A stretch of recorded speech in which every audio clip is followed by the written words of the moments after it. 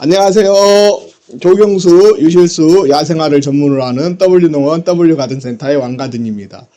오늘은 우리 구독자님들이랑 야생화에 대해서 이야기를 하기로 했는데, 사실은 오늘 시국이 어수선해서 방송을 쉬어야 되나 말아야 되나 고민을 많이 했어요. 고민을 많이 했는데, 아무리 시국이 어수선해도 각자 자기들이 하기로 했고 약속한 부분들이 있고 각자 맡은 바에서 최선을 다하는 모습들을 보여주는 게 그래도 우리 국민들은 도리일 것 같아서 방송을 하기로 결정을 하고 방송을 시작했거든요. 근데 사실은 정말 시국이 어수선하다 보니까 저희도 굉장히 고민이 많습니다. 근데 우리 구독자님들도 지금 많은 고민들, 많은 갈등들 하고 계시겠지만, 그래도 우리나라의 저력을 믿고 우리나라의 정치인들이 올바른 판단해서 좋은 방향으로 나라를 이끌어갈 것이라고 믿거든요. 그래서 좀 걱정 근심 내려놓고 이 시간에는 한번 야생화에 대해서 한번 공부 겸 한번 서로가 알아보는 시간, 저도 야생화에 대해서 공부하는 시간이 됐으면 좋겠고요. 그래서 우리 구독자님들과 함께 야생화에 대해서 이야기를 해보려고 합니다. 사실 야생화라는 거에 대해서 사실은 정의를 한번 이렇게 찾아보니까 자연 속에서 자생하는 꽃이래요. 자연 속에서 자생하고 인간이 의도적으로 재배하지 않아도 이렇게 계속해서 클 수 있는 식물들. 그게 사실 우리 구독자님도 원하는 게 그거잖아요. 내가 이렇게 야생화를 딱 심어 놓으면 내가 이걸 키우려고 이렇게 막 하고 재배하지 않아도 월동이 되고 더위에도 잘 강해서 내가 재배를 하지 않으려고 해도 내가 의도하지 않아도 내년에 또 그 꽃을 볼 수 있으면 행복하잖아요. 우리 구독자님들이 원하시는 야생화들이 그런 야생화라고 생각을 하거든요. 그래서 특징으로 보면 이제 생태적 능력이 굉장히 강하죠. 야생화들 같은 경우는 다른 일반적인 분화식물, 화분에서 이렇게 크는 실내식물들에 비해서 생태 적응력도 굉장히 강하고 기후와 환경에 따라서 다양한 야생화들이 굉장히 많아요. 정말 척박한 환경에서도 자라는 야생화들도 있고 정말 비옥한 땅에서 잘 자라는 야생화들도 있고 정말 과습이 걸릴 정도로 심한 곳에서도 자라는 야생화들도 있습니다. 그래서 기후와 환경에 따라서 정말 다양성을 가지고 있는 것 같고요. 그리고 계절마다 사실은 야생화들을 보는 즐거움이 계절마다 이렇게 색감이라든가 꽃의 화형이라든가 이런 것들이 다 다르잖아요. 그래서 계절마다 이렇게 다른 매력을 가지고 있는 것 같아요. 그래서 이 야생화는 이래서 좋고 저 야생화는 저래서 좋고, 그러다 보니까 어떤 게 제일 좋아? 라고 물어보면 정말 말하기 힘들 정도로 이렇게 이쁜 야생화들이 많은 것 같아요. 그래서 우리 야생화들 같은 경우는 우리 구독자님들도 아시다시피 봄 야생화는 봄 야생화들의 매력이 있고 여름은 여름, 가을은 가을대로 매력이 있는 그런 야생화들인 것 같아요. 그럼 야생화를 이제 종류와 이렇게 여러 가지 특징들에 대해서 알아보는데, 야생화의 역할이라는 거에 대해서도 한번 알아봤거든요. 야생화의 역할이라는 거에 대해서 알아봤는데, 그 야생화의 역할이 어떤 것이 있을까라는 생각을 해봤어요. 야생화 역할에 대해서 저희도 알아봤는데, 야생화 역할은 지금 채팅이 좀 안 되고 있으니까 채팅이 좀 안 되더라도 우리 구독자님들 이해해 주시면 좋을 것 같아요. 지금 저희가 오늘 사실은 하우스가 좀 망가진 부분들이 있어서 그걸 고치면서 조금 세팅이 늦어져서 짜증내지 마시고 한번 이렇게 궁금한 것들이 있으면 방송이 끝나고라도 이렇게 질문을 올려주시면 저희들이 답을 달아놓을게요. 그러니까 채팅이 안 됐다고 해서 너무 속상해하지 않으셨으면 좋겠습니다. 그리고 야생화의 역할에 대해서 이렇게 보니까 사실 환경적 가치, 문학적 가치, 정서적 가치라는 게 있대요. 환경적 가치는 이제 생물의 다양성이라든가 자연 생태계, 그리고 문학적 가치로는 시, 예술, 건축 이런 거에 대해서도 굉장히 많이 쓰이고, 그리고 정서적으로는 사실 야생화를 통해서 치유 정원이라든가 이런 걸 많이 만드시거든요. 그래서 정서적으로도 굉장히 좋은 것 같고, 이제 야생화를 심을 때 이제 우리 구독자님들한테 팁을 하나 드린다라고 하면 이제 환경을 먼저 알아야 돼요. 내 땅의 토양을 먼저 알아야지. 아까 야생화 같은 경우 척박한 땅에서부터 정말 비옥한 땅, 그리고 굉장히 습한 땅에서까지 잘 자란다라고 했잖아요. 근데 그 습한 땅에서 잘 자라는 야생화를 뭐 굉장히 건조하게 키울 수 있는 바위솔이라든가 그런 걸 키울 수 있는 땅에 심어 놓으면 아무래도 잘 자랄 수 없잖아요. 그래서 내가 심어야 될 야생화가 내 땅과 잘 맞는지를 먼저 이렇게 따져보시는 게 굉장히 중요하고요. 그래서 내 땅과 야생화의 특성이 잘 어울리는 야생화들을 심어주는 게 좋습니다. 그래서 우리 구독자님들도 야생화를 고르실 때는 내 정원의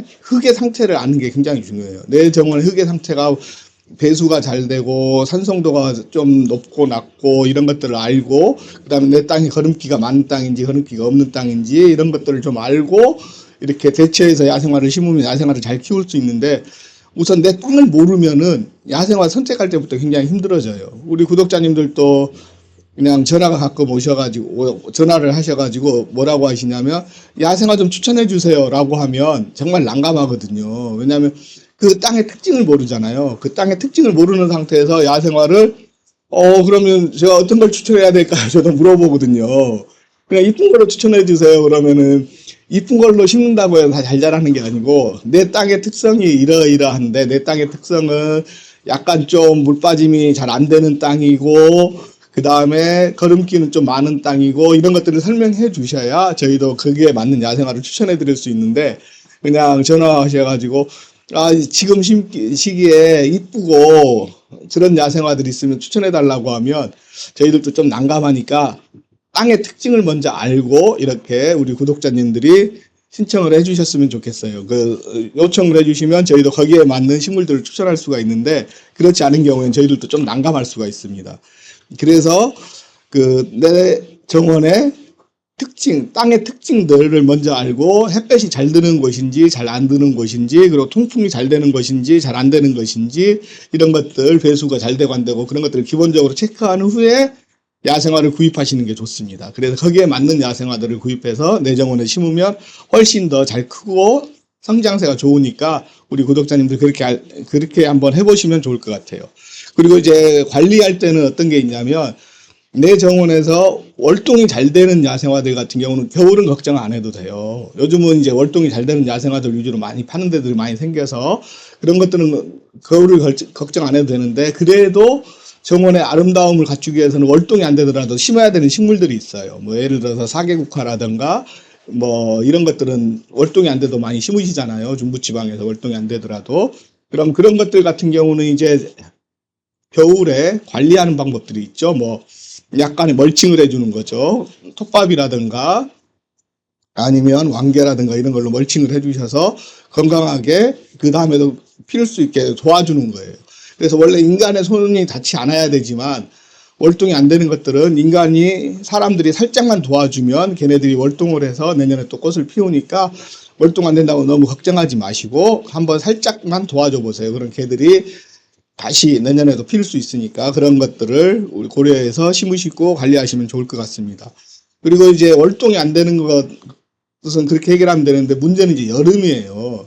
여름에 잘 나지 못하는 것들이 요즘 많잖아요. 여름에 우리나라가 굉장히 오래 더웠고, 그래서 우리 농장들도 어떤 게 있었냐면은 정말 공작까지도 다 죽어버리는 농장들도 있을 정도로 올여름이 더웠거든요. 그래서 우리 구독자님들도 더위 관리하는 요령들도 이렇게 좀 체크를 해주시면 좋은 것들이, 일단 더위에 강한 식물들이 사실은 키가 어느 정도 커요. 키가 살짝 큰 이유가 뭐냐면, 땅에서 이렇게 복사열이 올라오는데 너무 이제 키가 작은 애들은 복사열이 굉장히 취약할 수밖에 없기 때문에 키가 살짝 크고 그런 식물들이 더위를 잘 나거든요. 그래서 가을 야생화들이 여름을 견디고 나서 이렇게 가을에 피다 보니까 가을 야생화들이 대체로 키가 좀 큰 편들이에요. 키가 좀 커서 여름에 아무래도 복사열이라든가 이런 거에서 잘 견디고, 그 다음에 그 자체의 내서성도 강한 특징이 있다 보니까, 그래서 가을 야생화들이 이렇게 요즘 주목받는 시기죠. 옛날 한 몇 년 전만 해도 사실 봄 야생화들이 훨씬 더 주목을 받았다라고 하면, 요즘은 이제 가을 야생화들도 굉장히 주목을 많이 받고 있습니다. 그래서 가을 야생화들도 우리 구독자님들이 많이 관리를 하세요. 왜냐하면 봄에는 이제 사람들이 식물에 대해서 이제 추운 겨울을 나고 나서 이렇게 하다 보니까 봄 야생화들은 많이 이렇게 심으려고 많이들 노력들을 하셨잖아요. 근데 이제 그러다 보니까 여름이 되면 이제 심을 게 없어요. 봄에 너무 많이 심어버리다 보니까. 그래서 요즘은 봄에 심을 때도 봄, 여름, 가을 4개를 생각해서 이쪽은 봄 야생화들을 좀 심어주면 좋을 것 같고, 이쪽은 여름 야생화를 심어주면 좋을 것 같고, 이쪽은 가을 야생화를 심어주면 좋을 것 같고, 이렇게 구분하시는 분도 있고, 봄, 여름, 가을 야생화를 다 한꺼번에 한 자리에서 혼식을 해버리시는 경우도 있어요. 그래서 봄 야생화가 지고 나면 여름 야생화가 피고, 여름 야생화가 지고 나면 가을 야생화가 피게끔 같이 막 이렇게 섞어서 혼식해서 정말 야생의 느낌이 나게끔 이렇게 다근주의 정원처럼 키우시는 분들도 있고 하는데, 그건 뭐 개인의 취향이기 때문에 어떤 게 맞다 틀리다라는 건 없기 때문에 우리 구독자님들 원하시는 대로 그 스타일을 잡아가시면 될 것 같아요. 그래서 여름 나기가 힘든 야생화들 같은 경우, 봄 야생화들 같은 경우는 사실은 약간의 반양지나 반음지에 심어주시면 굉장히 좋아요. 그래서 나무 그늘 밑이라든가 이런 데 심어주면 좋은 이유가, 여름에는 걔네들 같은 경우는 좀 못 날 것 같다 이런 애들은 나무 그늘 밑으로 들어가는 거죠. 그런 거 대표적인 것들이 헬레보루스라든가 복수초라든가 이런 것들이 사실은 여름에 약할 수 있기 때문에 그 살짝 안쪽으로 그 나무 그늘 안쪽으로 들어가서 심어주시면 훨씬 더 여름을 잘 날 수가 있으니까, 그렇게 해서 여름을 잘 나서 내년에 또 꽃을 볼 수 있으면 훨씬 더 좋을 것 같습니다. 그리고 저희가 이제 준비한 야생화들이 사실은 이제 개인적으로 제가 좋아하는 야생화만 이렇게 한번 오늘은 준비를 해봤어요. 다음에 이제 시간이 되면 저희가 봄 야생화, 여름 야생화, 가을 야생화를 나눠서도 한번 우리 구독자님들이랑 이야기할 건데, 오늘은 이제 제가 좋아하는 야생화들 위주로 한번 이렇게 해봤으니까 우리 구독자님들, 난 얘들 싫어라고 해도 죄송합니다. 오늘은 좀 한번 저 사람은 저런 야생화들을 좋아하는구나 라고 한번 봐주시면 좋을 것 같고요. 다음에 저희가 시간이 될 때는 봄 야생화 편을 한번 다루고, 여름 야생화 편을 한번 다루고, 가을 야생화 편을 한번 다뤄서 우리 구독자님들과 한번 더 야생화에 대해서 깊게 들어가는 시간이 있었으면 좋을 것 같고요. 오늘은 저희가 이제 하는데, 일단 이메리스는 저희가 자료화면이 오늘 좀 급하다 보니까 준비가 안 됐는데, 그래도 이메리스가 봄꽃의 대명사잖아요. 그래서 이메리스에 대해서 살짝 하고 그 다음부터 복수초부터 이렇게 또 들어갈게요. 이메리스 같은 경우는 그 사실은 봄에 심었을 때 눈꽃이라고도 하고 정말 이쁜 하얀 꽃이 피잖아요. 근데 요즘은 이제 분홍 이메리스도 나와서 뭐 흰색 이메리스, 분홍 이메리스에서 이렇게 판매가 되고 있기도 한데, 사실은 봄에 정말 이메리스 같은 경우는 너무 아름답죠. 흰색 꽃이 피는데, 흰색에 그래서 눈꽃처럼 핀다 해서 눈꽃이라고도 하고 이메리스라고도 하고 하는데, 우리 구독자님들 봤을 때 이메리스 같은 경우는 정말 아름다운 흰색인 것 같아요. 그리고 꽃이 이렇게 피는데 좀 조밀조밀하게 피어있는 너무 아름답죠. 그 이메리스를 번식하는 방법, 물 주는 방법 이런 거에 대해서 간략하게 말씀드리면, 번식 방법은 사실 이제 씨앗으로도 하고 뿌리 나누기로도 해요. 그래서 우리 구독자님들이 번식 방법은 씨를 받아서 파종을 하셔도 되고, 그 다음에 뿌리를 나누기를 통해서도 번식이 되고, 그 다음에 물 주는 시기는 토양이 마를 때 보통 물을 많이 줘요. 이메리스 같은 경우는 그 과습도 싫어하지만 너무 또 물이 마른 것도 싫어해요. 그래서 약간 토양이 겉흙이 마른다 싶으면 물을 주시는 게 좋습니다. 그리고 배수가 잘 되는 비옥한 토양을 좋아하고, 산성도는 6.0 정도를 좋아해요. 6.0에서 7.0 사이를 좋아하는 땅이 식물이라고 보시면 되고, 그래서 배수가 잘 되는 토양을 꼭 기억해 주시면 좋을 것 같아요. 그리고 이메리스 같은 경우는 여름에도 사실은 잘 날 수 있게 하려면, 아까 말씀드렸던 것처럼 여름을 잘 날려면은 사실은 어렸을 때는 나무 그늘이 좋고, 나무 그늘 밑에 심으면 좋고, 이제 크면은 이제 좀 옮겨 심어도 되는데, 일단은 기본적으로 어린 야생화들은 그 반양지 정도에 쉽게 하시면 좋을 것 같습니다. 그래서 이메리스 같은 경우는 우리 구독자님들이 키우실 때 배수가 잘 되는 땅, 그리고 토양 같은 경우는 산성도가 6.0 정도, 그러니까 소나무 밑이라든가 이런 데 심으면 살짝 안 좋다라는 얘기예요. 소나무 밑에는 보통 4.0, 4.5 이렇게까지도 나오기 때문에 소나무 밑에는 조금 피해 주시고, 소나무 밑이 아닌 곳에 이렇게 심어 주시면 잘 클 것 같습니다. 그리고 복수초로 가면 우리 구독자님들이 복수초 같은 경우는 굉장히 좋아하는 꽃 중에 하나가 아닐까 싶어요. 왜냐하면 복수초는 이제 우리가 알고 있기로 겨울을 이겨내고 처음 피는 꽃으로 알고 있잖아요. 그래서 겨울을 이겨내고 처음 피는 꽃이다 보니까 우리 구독자님들 정원에서 정말 아름다움을 마음껏 뽐낼 수 있는 식물이 복수초 아닌가 싶어요. 봄에는 복수초만큼 아름다운 식물이 없다라고 할 정도로, 그래서 복수초 같은 경우는 뭐 2월부터도 막 이렇게 판매가 되기도 하고, 심한 경우는 1월부터도 막 복수초는 사서 가져가시는 분들이 있을 정도로 이렇게 많이 하는데, 눈꽃에서도, 눈 속에서도 핀다고 하잖아요, 복수초는. 눈이 오는 가운데서도 이렇게 노란색 꽃이 핀다고 할 정도로 겨울에 강하고 꽃이 빨리 피는 식물이라서 우리 구독자님들이 가장 먼저 구입하는 야생화들이 복수초가 아닐까도 싶을 정도로 꽃이 빨리 피어요. 그래서 그 복수초 같은 경우는 이제 번식을 할 때 어떤 방법으로 번식을 하면 좋냐면, 포기 나누기로 번식하는 게 사실은 제일 좋습니다. 우리 구독자님들이 제일 하기 편한 방법이 포기 나누기가 아닐까 싶어요. 그래서 포기 나누기는 언제 하냐라고 물어보시면 사실은 이제 꽃이 지고 나서 이제 번식을 하셔도 괜찮고 가을에 이렇게 약간 너무 늦은 가을 말고 한 10월 정도 됐을 때 이렇게 번식을 해 놓으시면 내년에 또 더 많은 복수초들이 내 땅에서 이렇게 피어나니까 우리 구독자님들 정원에서 번식을 하려면 포기 나누기로 이렇게 번식을 하시면 좋을 것 같고요. 물 주기는 어떻게 물을 관리를 하시면 좋냐면 봄철에는 꽃이 있을 때는 물을 좀 자주 준다고 생각하시면 돼요. 물을 충분히 주고 여름에는 너무 이렇게 과습을 싫어하니까 너무 많은 물을 주시면 안 됩니다. 그리고 대부분의 야생화들은 기본적으로 토양이 배수가 잘 되는 것을 선호해요. 이제 제가 나중에는 배수가 잘 안 되는 곳에서도 약간 습한 곳에서도 자라는 식물들이 있는데 습한 곳에서 자라면서도 배수가 잘 되는 걸 선호하는 애들도 있고 그냥 습한 곳에서 그냥 잘 크는 식물들도 있어요. 그래서 이 복수초 같은 경우도 배수가 잘 되는 그런 토양을 굉장히 선호한다라고 보시면 좋을 것 같고요.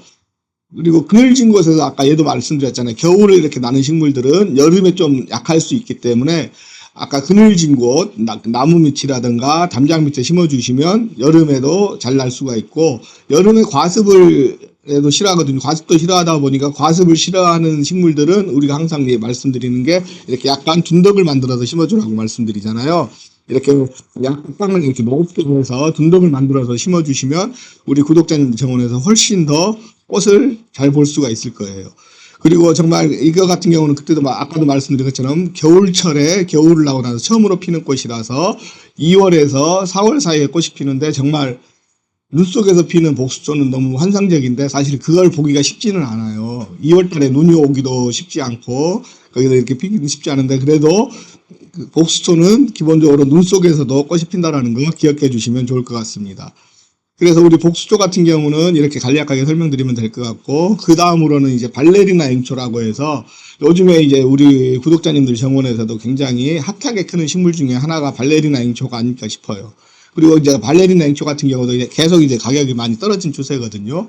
올 봄까지만 해도 2만 원 가까이 가던 그런 발레리나 앵초들이 요즘은 사실은 이제 발레리나 앵초 같은 경우는 가격이 많이 떨어져서 한 포트에 10,000원 정도 이렇게 많이 떨어진 것 같아요. 그래서 발레리나 앵초 같은 경우는 계속 우리 구독자님들이 좋아하시는 이유 중에 하나가 꽃이 계속 피잖아요.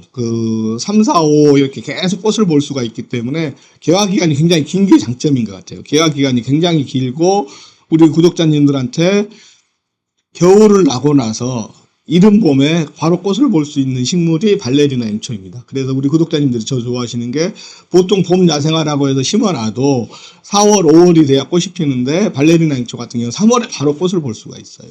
3월에 바로 꽃을 볼 수가 있어서 우리 구독자님들이 이제 겨울 동안 꽃을 못 봤는데 어떤 꽃을 봐야 될지 궁금해라고 하면 발레리나 앵초 같은 걸 심어주시면 굉장히 이른 봄에 꽃을 피우기 때문에 이른 봄부터 내 정원에서 계속 꽃을 갖출 수가 있어요. 발레리나 앵초 같은 경우는 월동이 돼라고 물어보시는 분들이 있는데 발레리나 앵초 같은 경우는 기본적으로 겨울은 강해요. 영하 30도까지 버틸 수 있을 정도로 겨울은 강하는데 여름이 문제예요. 발레리나 앵초 같은 경우는 여름에 잘 나게 하는 방법이 굉장히 중요하거든요. 여름에 잘 나게 하는 방법은 아까 말씀드린 대로 나무 밑에 심으시든가 아니면 화분에도 많이 심으세요. 화분에 심어서 이렇게 겨울에는 양지 바른 곳에 이렇게 둬서 이렇게 꽃을 좀 더 일찍 피게 하고 그 다음에 여름이 되면 화분을 옮겨서 약간 그늘로 가서 시원한 곳에서 이렇게 키우면 훨씬 더 잘 자라고요. 나는 그렇게 화분에 이렇게 옮겨 심으면서까지 하기는 쉽지 않아 라고 말씀하시는 분들은 발레리나 앵초의 아름다운 꽃을 보려면 우리 구독자님들이 아까 말씀드린 것처럼 나무 그늘 밑이나 담장 밑 아니면은 오후에 강한 햇볕을 피할 수 있는 곳 그리고 배수가 잘 돼야 되기 때문에 물 빠짐이 좋아야 되기 때문에 여름철에 장마철에는 비가 많이 오기 때문에 습해서 과습으로 많이 죽거든요. 그래서 과습을 이겨낼 수 있으려면 약간 둔덕을 많이 만들어서 이렇게 주시는 게 좋습니다. 그래서 우리 구독자님들 정원에 둔덕은 꼭 필요한 게 뭐냐면 땅을 너무 일자로 평평하게 만든다고 해서 좋은 정원이고 좋은 화단이 아니에요. 화단은 항상 이렇게 약간 뭐라고 해야 되냐 높이를 보통 화단을 만든다라고 하면 단차를 두잖아요. 일반적으로 그 땅이죠. 그라운드에서부터 시작했을 때 화단 같은 경우는 10cm에서 20cm까지 더 높게 주잖아요. 그래서 이렇게 화단 자체가 둔덕이 형성이 되어 있는데 그런 곳에서 심어서 배수를 잘 되게 해주면 발레리나 행초 같은 경우는 훨씬 더 잘 자랍니다. 그리고 발레리나 행초 같은 경우는 토양은 약간 약산성을 좋아해요. 약산성을 좋아하기 때문에 그 우리나라 토양에는 굉장히 잘 맞는 그런 식물이라고 보시면 돼요. 그래서 여름철 기후가 문제지 토양은 잘 맞습니다. 그리고 꽃 색깔이 굉장히 다양한 게 특징이에요. 발레리나 행초 같은 경우는 저희가 판매하는 것만 해도 10가지가 넘는 그런 종류들을 팔고 있기 때문에 꽃 색상이 굉장히 다양해서 굉장히 아름다운 꽃들을 볼 수 있다는 게 매력이기도 합니다. 그리고 이번에는 이제 우리 구독자님들이 좋아하시는 페랭이 아닌가요? 제가 좋아하는 페랭이입니다. 장백산 페랭이 홍심이가 있고 그 장백산 페랭이가 이렇게 있는데 장백산 페랭이 같은 경우는 백두산 페랭이라고도 하고 장백산 페랭이라고도 하는데 굉장히 강인한 식물이죠. 강인한 식물이어서 우리 구독자님 정원에서 정말 피고지고를 계속 반복할 수 있는 그런 꽃으로 보시면 될 것 같아요.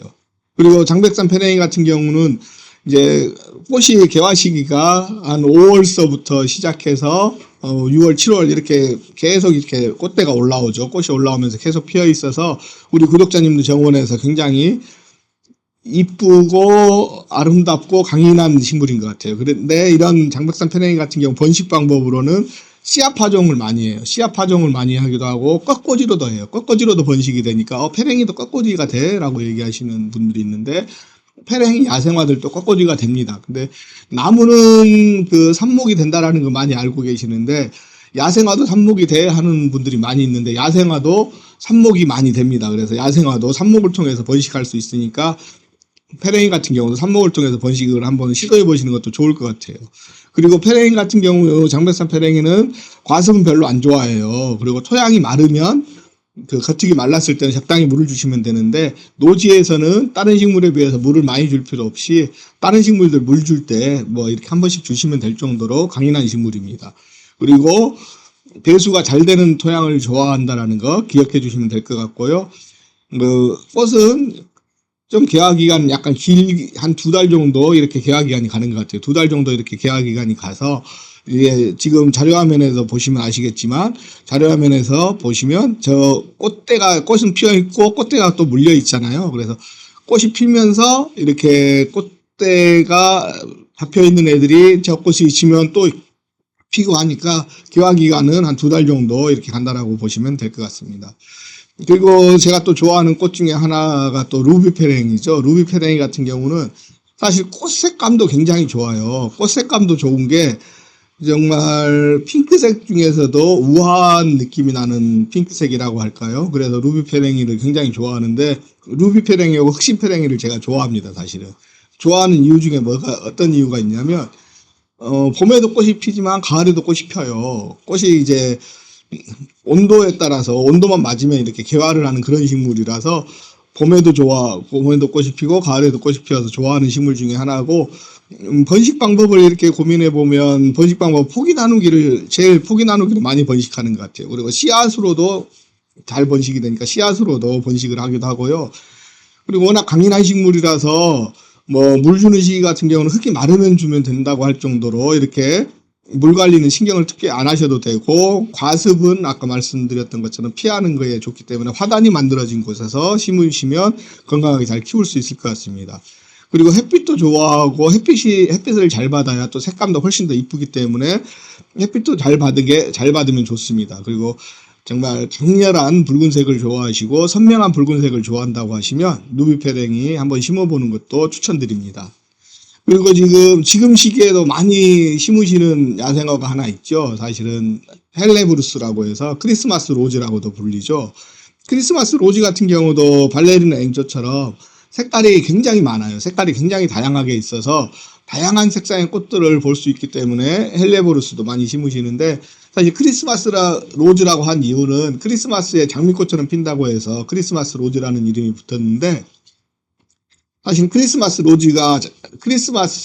헬레브루스가 크리스마스에 피기 위해서는 사실은 실내에 있어야지 크리스마스에 피지 노지에서는 사실 우리나라 기후에서는 크리스마스 때는 피기가 쉽지 않은 것 같아요. 크리스마스 때는 쉽지 않고 흰색 꽃이 그나마 먼저 개화가 되는데 흰색 꽃도 1월 말이나 2월 정도 가야 이렇게 꽃이 피는 거 보통 색상들은 3월 정도 가야 꽃이 피죠. 3월에 가서 꽃이 피는데 크리스마스 로즈 같은 경우는 특징이 꽃이 한번 이렇게 피어 있으면 그 꽃이 굉장히 오래가는 그런 식물 중에 하나가 아닌가 싶어요. 그래서 그 꽃대 하나가 이렇게 제일 오래가는 식물은 제가 봤을 때 크리스마스 로즈가 제일 오래갈 것 같은 그런 식물이에요. 보통 꽃이 한 3개월 정도 이렇게 가니까 우리 구독자님들 정원에서, 그리고 이건 실내에서도 많이 보시는데 실내에서도 이렇게 3개월 동안 꽃을 볼 수 있다는 건 굉장한 메리트인 것 같아요. 그래서 우리 구독자님들도 크리스마스 로즈는 정말 꽃 보기 힘든 계절에 꽃을 볼 수가 있어서 우리 구독자님들한테도 사랑받는 그런 식물인 것 같고요. 이제 보통 번식 방법은 씨앗으로도 많이 번식을 해요. 근데 겹꽃들 같은 경우는 씨앗으로 번식하다 보면 혹꽃이 나올 수가 있어서 이제 씨앗 번식보다는 포기 나누기를 많이 추천드리거든요. 포기 나누기를 통해서 이렇게 번식을 하면 좋은데, 크리스마스 로즈 같은 경우, 헬레보루스 같은 경우는 좀 뭐라고 해야 되나요? 그 휴면기가 일반 식물하고 좀 다르다라고 말씀을 드릴 수가 있는 게 뭐냐면, 다른 식물들은 겨울에 사실은 휴면기를 맞는 데에 비해서 크리스마스 로즈라든가 발레리나 앵초 같은 경우 여름에 오히려 휴면기인 것 같아요. 여름에 휴면기여서 크리스마스 로즈를 잘 키우는 방법 중에 하나가 여름에 이렇게 자라서 났는데 그러다 보면 잎들이 많이 타기도 하고 잎들이 많이 시들기도 하고 이런 것들이 있잖아요. 우리가 겨울을 나다 보면 겨울에 잎들이 많이 이렇게 망가지는 경우들이 있잖아요. 그래서 그 잎을 그대로 놔두는 게 아니라 그 잎을 잘라주는 게 좋습니다. 우리가 봄에 이렇게 뭐 휘케라다든가 이런 것들도 잎들 상태 안 좋은 거 싹 잘라주면 다시 새순이 올라오잖아요. 그런 것처럼 헬레보루스 같은 경우도 한 10월 달 정도에 이렇게 싹둑 잘라주면 거기서 이제 새로운 순들이 싹 올라오면서 꽃도 훨씬 더 이쁘게 피거든요. 근데 그 순들을 그대로 놔두고 하면은 이제 새로 올라온 순이 약하게 올라올 뿐더러 그 꽃도 이쁘지가 않아요. 그래서 한번 꽃을 이쁘게 보기 위해서는 10월 달 정도에 전지를 한번 해주시는 것도 굉장히 좋은 방법 중에 하나가 될 것 같고요. 그래서 크리스마스 로즈 같은 경우도 우리 구독자님들 정원에서 정말 많은 송이는 아니지만 그래도 꽃이 있으면 좋은 게, 한번 심어보면 좋은 게 뭐냐면, 우리 구독자님 정원에서 아까 말씀드린 것처럼 3, 4, 5 시즌에 3월달에 꽃을 볼 수 있는 게 많지는 않습니다. 왜냐하면 4월, 5월 가면 꽃들이 많아지지만 3월달에는 꽃을 볼 수 있는 게 많지가 않아요. 복수초라든가 발레리나 앵초, 크리스마스 로즈 정도가 3월달 바로 볼 수가 있을 것 같고, 나머지 꽃들은 개화 기간이 좀 뒤에 오다 보니까 3월달부터 꽃을 보기 위해서는 크리스마스 로즈 한번 심어보시면 좋을 것 같고요. 그리고 아까 번식 방법은 말씀드렸고 포기 나누기를 통해서 번식을 하면 좋을 것 같고요. 그 다음에 물 주는 시기는 이제 건조하지 않는 게 좋습니다. 너무 이렇게 말리면 안 돼요. 그래서 마르기 전에 물을 주는 게 좋고, 토양 같은 경우는 약간 산성에서 중성 사이를 좋아해요. 산성에서 중성 사이를 좋아하니까 그게 우리나라 토양에는 잘 맞습니다. 토양은 맞고 기후가 조금 안 맞는 게 여름을 못 견뎌요. 여름을 잘 못 견디기 때문에 발레리나 앵초하고 비슷한데, 여름을 못 견디다 보니까 화분에서 키워서 여름에는 그늘로, 겨울에는 양지 받은 곳으로 옮겨야 되는데 그게 안 될 경우에는 아까 말씀드린 것처럼 나무 그늘이라든가 담장이라든가 어떤 울타리라든가 이렇게 해서 약간 그늘을 만들어 줄 수 있는 것, 여름에 그늘을 만들어 줄 수 있는 것을 식재하시면 좋을 것 같아요. 그래서 아름다운 꽃을 이렇게 보시는데, 발레리나 앵초와 마찬가지로 거의 첫 번째로 피는 꽃, 발레리나 앵초, 헬레보루스, 복수초가 거의 첫 번째로 피는데 경쟁하는 꽃들이라고 보시면 될 것 같습니다. 그리고 우리 구독자님들에게도 잘 알려진 원평소국이죠. 원평소국 같은 경우는 사실은 꽃이 정말 야생화를 좋아하시는 분들은 굉장히 좋아하세요. 그리고 내 정원에 갔을 때 사실은 화분에 있을 때는 이렇게 뭐 약하고 그래 보일지 모르는데 정원에 갔을 때는 굉장히 소복하고 화려하게 피기 때문에 우리 구독자님들이 훨씬 좋아하는 것 같은데, 번식 방법 같은 경우는 사실 원평소국은 꺾꽂이, 삽목도 잘 돼요. 삽목도 잘 되고 포기 나누기도 잘 되고 씨앗 번식도 잘 되는 거라, 번식 방법은 우리 구독자님들이 너무 걱정하지 않아도 될 정도로 많은 꽃들이 핀다라고 보시면 될 것 같고요. 물 주는 시기는 흙이 마르면 물을 주면 될 정도로 걱정 안 하셔도 되는 그런 식물입니다. 배수도가 잘 되는 토양 좋아하고요. 햇빛이 풍부한 걸 좋아해요. 그래서 여름에 굉장히 강합니다. 그래서 여름 관리에 특별히 신경을 안 써도 되고, 그리고 꽃도 아름답죠. 여름서부터 이렇게 꽃이 피기 시작하는데 우리 구독자님 정원에서 한번 피면 너무 아름답다고 사진 찍어서 자랑하시는 분들 너무 많아요. 그래서 원평소국 같은 경우는 우리 구독자님들 정원에서 정말 한두 포기 정도는 꼭 있어야 된다라고 하는 것들이 한 포기만 심어놔도 굉장히 커지죠. 볼륨이 커지고 그게 2년 3년 있으면 굉장히 볼륨이 커져서 너무 많이는 심지 마시고 뭐 한 3포기 정도만 심어도 굉장히 다양하게 굉장히 화려하게 볼 수 있다는 것 참조해 주시면 좋을 것 같습니다.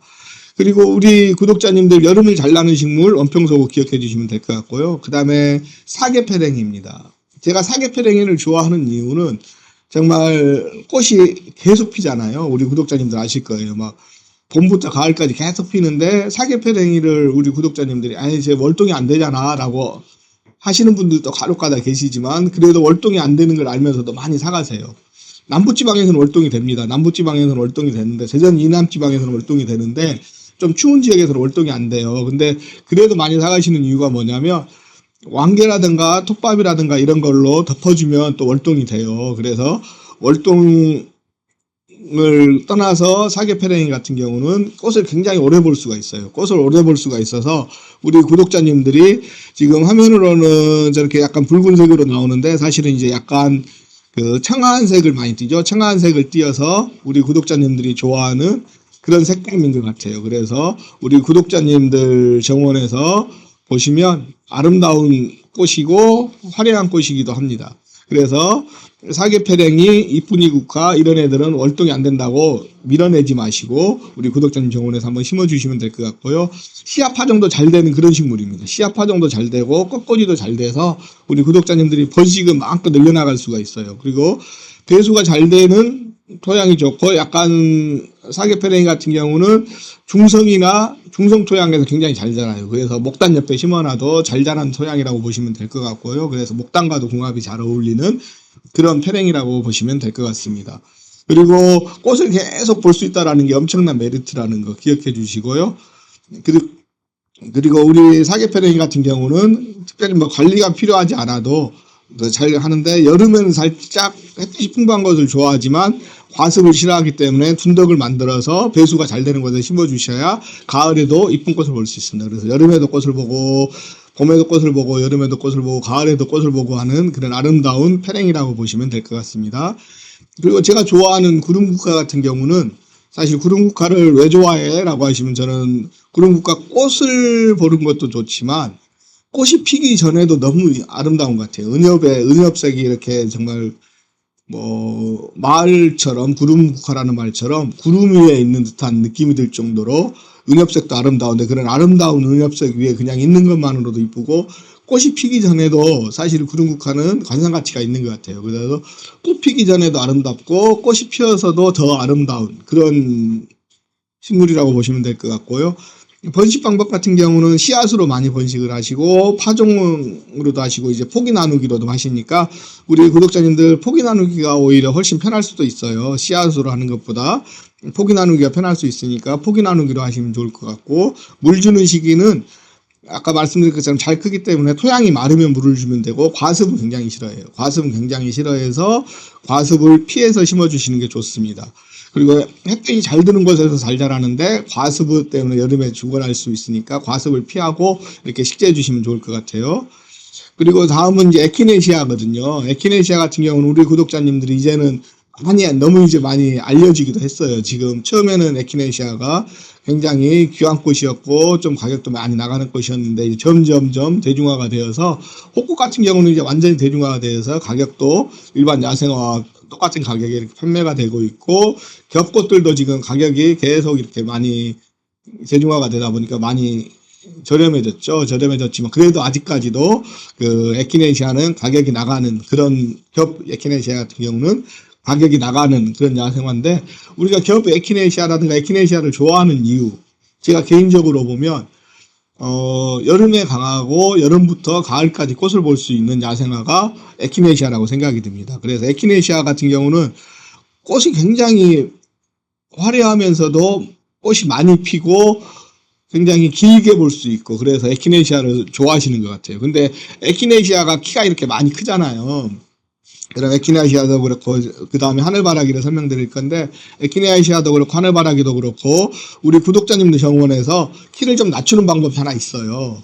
그게 뭐냐면 4월 중순에서 4월 말 정도에 한번 전지를 해주시면 그 주변에서 꽃대는 훨씬 더 풍성하게 올라오거든요. 훨씬 풍성하게 올라오는데 키는 조금 낮출 수가 있습니다. 그래서 에키네시아 키가 너무 큰 것 같아 라고 하시면 내 정원에서 키를 좀 낮추는 방법은 4월 중순 이후에 한번 살짝 전지를 해주시면 키를 낮출 수도 있고 꽃은 더 풍성하게 볼 수 있다는 걸 기억해 주시면 좋을 것 같고요. 번식 방법은 헛꽃 같은 경우는 씨앗으로 파종을 해도 잘 번식이 되는데 겹꽃 같은 경우는 씨앗으로 파종하면 헛꽃이 나와버리기 때문에 저희 같은 경우는 포기 나누기라든가 아니면 삽목을 통해서 번식을 하라고 말씀드리거든요. 그래서 삽목도 잘 되니까 삽목을 통해서도 개체수를 늘려보시고 포기 나누기를 통해서도 개체수를 늘려보시는데 아마 포기 나누기가 훨씬 더 번식이 잘 될 거예요. 그래서 포기 나누기를 통해서 해주시면 좋을 것 같고 그리고 에키네시아 같은 경우는 가뭄에는 굉장히 강해요. 가뭄에 강해서 물을 많이 안 줘도 될 정도로 강인한 식물이고 토양이 마르면 물을 준다라고 생각하시면 될 것 같고요. 그래서 그런 식물은 배수가 잘 되는 걸 좋아하잖아요. 배수가 잘 되는 토양을 좋아하기 때문에 배수가 잘 돼야지만 여름을 잘 납니다. 근데 배수만 잘 되면 에키네시아 같은 경우는 여름에 거뜬 없이 날 수 있는 그런 식물이고 뭐 햇볕이 쨍쨍 찌는 곳에서도 굉장히 잘 자라는 그런 식물이에요. 그리고 월동 온도 같은 경우도 영하 뭐 30도, 35도까지 월동이 된다고 할 정도로 월동도 잘 되고 여름도 잘 나는 그런 식물이라서 우리 에키네시아 같은 경우는 우리 구독자님들 니즈에 꼭 맞는 그런 식물인 것 같아요. 그래서 여름도 잘 나고 겨울도 잘 나는 식물을 원하신다면 에키네시아, 그리고 꽃을 오래 볼 수 있는 식물하면 에키네시아를 생각하시면 괜찮을 것 같습니다.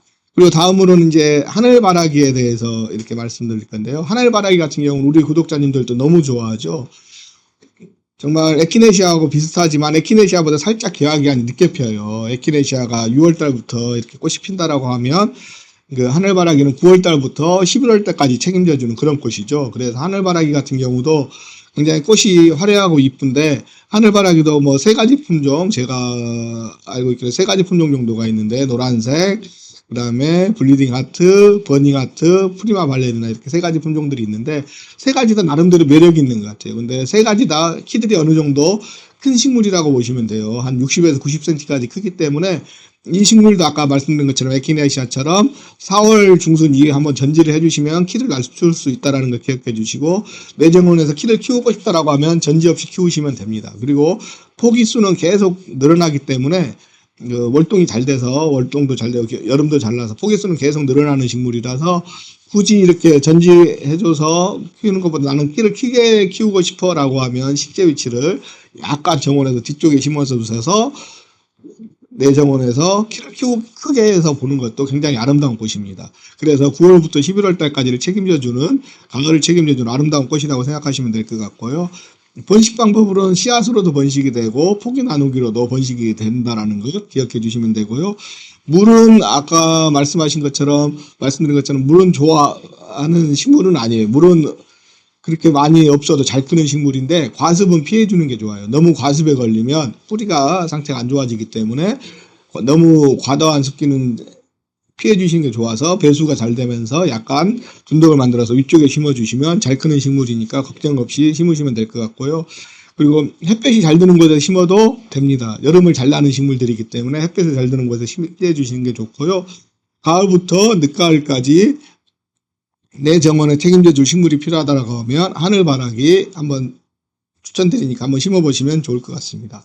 그리고 이제 가을꽃의 대명사죠. 가을꽃의 대명사인데 추명국입니다.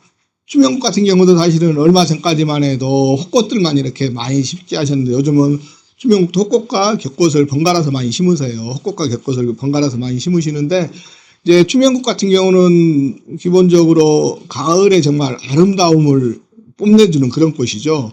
아름다움을 정말 이렇게 지금 화면에도 보이면 너무 아름답잖아요. 이렇게 아름다운 꽃들 같은 경우 여름도 사실은 추명국은 그렇게 약하진 않아요. 여름 가을꽃이다 보니까 여름에 약하지도 않고 여름도 잘 나면서 가을에 이렇게 이쁜 꽃들을 보여주는데 번식을 어떻게 하냐, 뭐 개체수를 늘리고 싶은데 어떻게 하면 좋아요? 라고 물어보시면 사실은 저희는 포기 나누기, 그 다음에 포기 나누기를 통해서 많이 번식을 많이들 하시죠. 그리고 뭐 뿌리 나누기도 뿌리로도 이렇게 하긴 하는데 그건 좀 힘들 것 같고 포기 나누기로 하시면 우리 구독자님들이 훨씬 더 쉬울 것 같아요.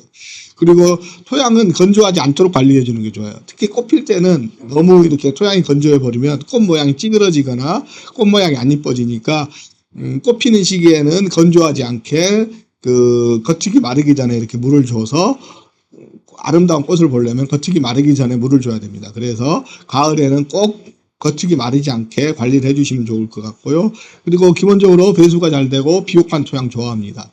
그래서 거름기가 너무 없는 땅에서는 꽃도 잘 이쁘게 안 피니까 비옥한 토양에 심어주시면 좋고요. 그렇다고 해서 가을에 이렇게 비료를 주지 마시고 그냥 미리 봄철에 미리 주시면 그 영양분을 받아서 대에서 당을 충분히 가지고 있기 때문에 비료는 주신다고 하면 봄철에 주시면 됩니다.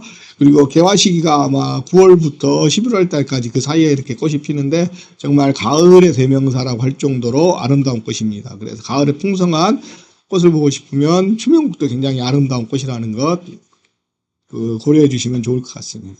이렇게 제가 좋아하는 야생화들로 해서 이렇게 우리 구독자님한테 말씀을 드렸는데 사실 그러다 보니까 봄, 여름, 가을이 막 섞여 있어요. 봄, 여름, 가을이 막 섞여 있는데 우리 채팅이 안 되다 보니까 우리 오늘 구독자님들이랑 많은 대화를 못했는데 죄송하고요. 우리 구독자님들 정원에서 아름다운 야생화들 이렇게 키우면서 우리 구독자님들과 함께 정원 구독자님들과 함께 야생화들을 같이 이렇게 풍성하게 키웠으면 좋겠고요. 그리고 우리 구독자님 정원에서 야생화들이 아름답게 자리를 잡아서 훨씬 풍성한 그런 정원이 되었으면 좋겠습니다. 시국도 어수선한데 이렇게 장시간 들어주셔서 감사를 드리고요. 하여튼 우리나라 국민들의 저력과 우리나라 정치인들을 한번 믿습니다. 믿어보고 우리나라가 정말 저력 있는 나라답게 이 위기를 슬기롭게 극복하고 세계사회에서 인정받는 그런 대한민국이 되었으면 좋겠습니다. 우리 구독자님 항상 건강하시고 아름다운 가드닝 생활 하시면서 추운 겨울 건강하게 나시길 바라면서 다음 영상에서 또 뵙도록 하겠습니다. 감사합니다.